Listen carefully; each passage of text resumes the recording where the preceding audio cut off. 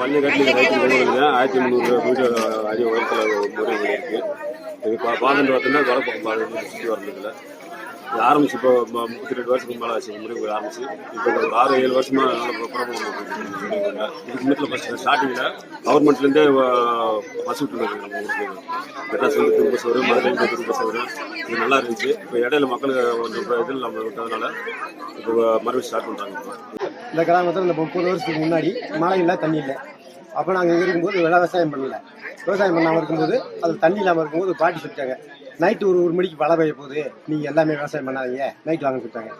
அப்படி நாங்கள் வந்து நைட்லேருந்து கொடுக்குறேன் தச்சுரா நாங்கள் கண்ணில் பார்ப்போம்.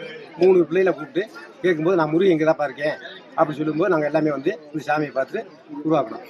மேற்கு மலை தொடர்ச்சி, ஆனால் அடிவாரம் இல்லை, அது மேலே மலையிலே இருக்குது. நேச்சுராக எங்களுக்கு தட்டு ஆயிடுச்சு. அந்த 30 வருஷ காலமாக நாங்கள் தொண்டு விட்டு அன்னதானம் கொடுத்துட்டு தாய் கொடுத்துக்கு எல்லாருமே வேலை வந்துகிட்டே இருக்கோம். முருகனார் வாழ்வாக்கு உங்களுக்கு நல்லா 1500 அடி உயரத்தில் சாமி தரிசனம் பண்ண வந்திருக்கேன். இங்கே வந்து 18 கிராமங்களும் இங்கே வந்து சாமி தரிசனம் பண்ண வருவாங்க. இந்த மலை மேல் இது சுயம்பு காய்ச்சி வந்த பொண்ணுன்ற முருகன் சாமி. இந்த சாமி வந்த பிறகு எங்களுக்கு இங்கே வெள்ளாமை முளைச்சது, ஆளுக்கு மழை தண்ணி பூரா நல்லா செழும்பாக வந்துச்சு.